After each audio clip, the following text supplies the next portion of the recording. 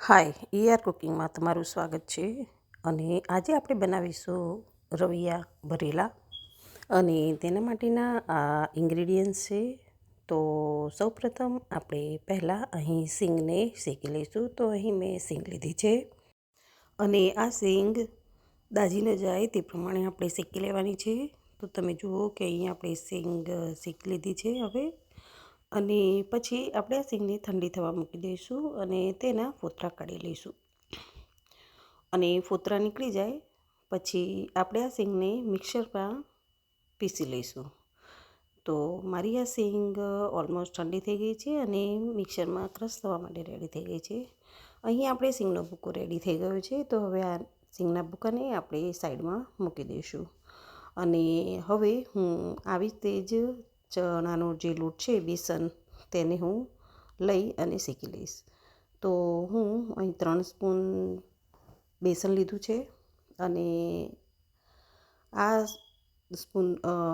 આ ચણાના લોટને આપણે બરાબર શેકી લઈશું, જેથી તેમાં મોઈશ્ચરનું પ્રમાણ જતું રહે. અને બીજું કે આ શેકેલો ચણાનો લોટ લેવાથી ભરેલા શાકમાં તેનો ટેસ્ટ બહુ સરસ આવતો હોય છે. માટે ચણાનો લોટ હંમેશા શેકીને રાખવો. અને તેને હું બતાવું તો સ્ટોર પણ કરી શકો છો આવી રીતે મસાલો રવૈયાનો બનાવીને.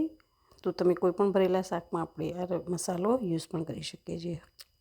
હવે ચણા લોટ શેકાઈ ગયા પછી આપણે લીલા મરચાં 2 થી 3, લસણની 2-3 કળીઓ, આદું અને મેં અહીં તલ છે જે તે પણ એડ કરી દીધા છે. અને આ ચારેય વસ્તુને આપણે ક્રશ કરી લઈશું અને સાઈડમાં મૂકી દઈશું.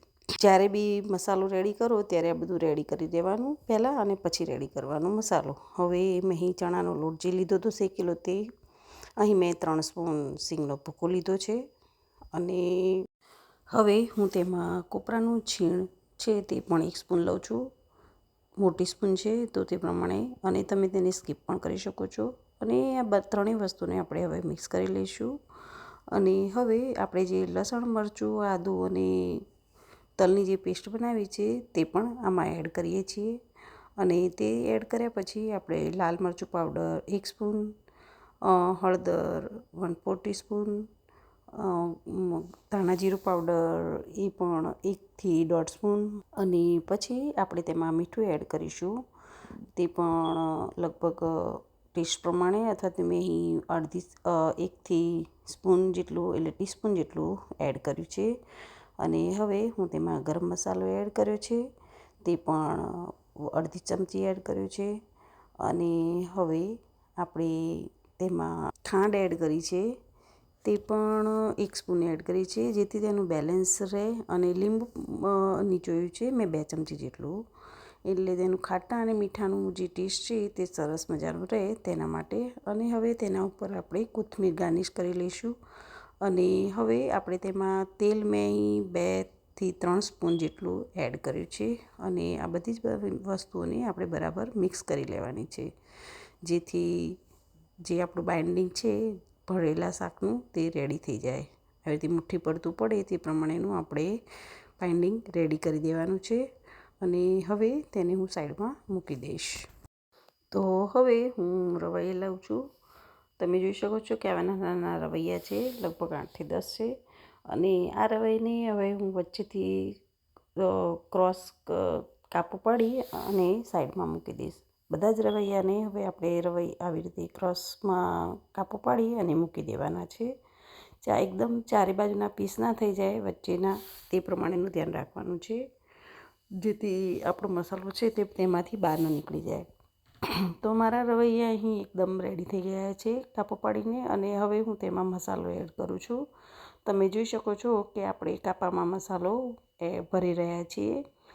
તો આપણો મસાલો તમે જોઈ શકો છો કે આપણે દાબીને અંદર ફિક્સ સરસ રીતે ભરવાનો છે, જેથી મસાલો છે તે એમાંથી નીકળી ન જાય. અને આવી રીતે આપણે બધા જ મસાલો ભરી દીધો છે, તમે જોઈ શકો છો. અને બાકીનો જે મસાલો છે તેને આપણે પછી સાઈડમાં મૂકી દઈશું. તેને આપણે પછીથી યુઝ કરવાનો છે.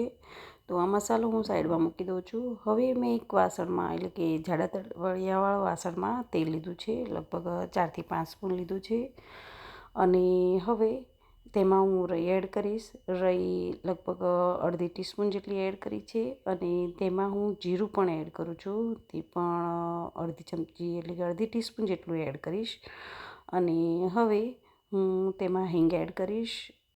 અને હિંગ એડ કર્યા પછી આપણે તેમાં થોડીક એવી હળદર એડ કરવાની છે, જેથી મસાલો છે તે બરોબર ટેસ્ટી લાગે અને સરસ મજાનો કલરમાં થાય. તો અહીં મારી હળદર એડ થઈ ગઈ છે અને હવે આપણે તેમાં રવૈયા છે તે ઊભા એડ કરવાના છે. તેનો જે ડીંઠિયાનો ભાગ છે તે ઉપર રાખવાનો છે અને અલગ અલગ આવી રીતે મૂકી દેવાના છે, જેથી રવૈયા નીચેના ભાગથી મસાલો જ બરોબર અંદર શેકાઈ જાય. અને આના ઉપર હું થાળી મૂકું છું અને તેમાં હું પાણી એડ કરું છું. તો આ પાણી એડ કરી અને તેને વરાળથી આપણે તેને શેકાવા દેવાના છે. આપણે પાણીને અંદર એડ કરતા નથી, પણ તેને પાણીથી શેકાવા દેવાના છે. તમે જુઓ કે આપણા જે છે રવૈયા તે થોડા શેકાઈ ગયા છે. તો હવે તેને સહેજ આડા કરી દઈશું, જેથી રવૈયા છે તે આડા થઈ અને તે પ્રમાણે પણ બધા શેકાઈ જાય. તો હું બધા જ રવૈયાને ફરીવાર આડા કરી દઈશ. અહીં ગેસની ફ્લેમ પે મેં મીડિયમ ટુ સ્લો રાખી છે અને આને આપણે સરસ રીતે બધી જ જગ્યાએથી શેકાવા દેવાના છે. તો થોડી થોડી વારે આપણે આ રવૈયાને ફેરવતા રહેવાનું છે. લગભગ આપણું શાક થતાં લગભગ 15 મિનિટ જેવું લાગતું હોય છે.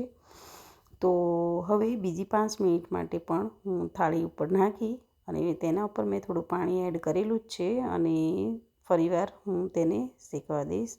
હજુ હું 1 થી 2 મિનિટ થઈ જાય ફરી પાછું આપણે આ શાકને જે બીજી બાજુથી કર્યું હતું એને હવે આપણે બીજી સાઈડથી ફરી હજુ એને ફેરવી દઈશું. તો આવી રીતે આપણું શાક છે તે ચારે બાજુથી થઈ જાય પછી હવે આપણે આ શાક પર મસાલો જે આપણે સાઈડમાં મૂકીને રાખ્યો હતો તે એના ઉપર એડ કરવાનો છે. રવૈયાને બિલકુલ આપણે હલાવવાના નથી અને આ બધો જ મસાલો છે એ આવી રીતે સ્પ્રેડ કરી લેવાનો છે, જેથી મસાલો પણ સરસ મજાનો શેકાઈ જાય અને સરસ મજાનો થઈ જાય. હવે તેના ઉપર પણ આપણે ફરી પાછી થાળી જે છે તે ઢાંકી દઈશું અને જે આપણું ગરમ પાણી જે આમાં થયું છે તેમાંથી જ આપણે 3 થી 4 સ્પૂન જેટલું પાણી એમાં એડ કરી દેવાનું છે. પાણી વધુ એડ કરવાનું નથી, ફક્ત 3 થી 4 સ્પૂન જેટલું જ પાણી એડ કરવાનું છે અને બાકીનું પાણી એમ ઢોળી દેવાનું. અને હવે આપણે આ શાકને 3 થી 4 મિનિટ હજુ ચડવા દઈશું, જેથી આપણો મસાલો જે છે તે પણ ચડી જાય. તમે જોઈ શકો આપણું શાક રેડી થઈ ગયું છે ખાવા માટે અને શાક સરસ મજાનું ચડી ગયું છે અને દાજ્યું પણ નથી. તો તમે આ શાક સરસ રીતે આવી રીતે બનાવી અને ખાઈ શકો છો. અને બીજું કે આ મસાલો છે જે બનાવ્યો હતો તે આપણે અઠવાડિયા સુધી એરટાઇટ કન્ટેનરમાં સ્ટોર પણ કરી શકીએ છીએ. તો કોઈપણ શાકમાં આપણે તેને એડ કરી શકીએ છીએ. તો તમને મારી આ ભરેલા રવૈયાની રેસીપી બનાવી અને જોવી ગમે તો તમે મારા વિડીયોને લાઇક, શેર, કમેન્ટ અને મારી ચેનલને સબસ્ક્રાઈબ કરવાનું ન ભૂલશો. Thank you.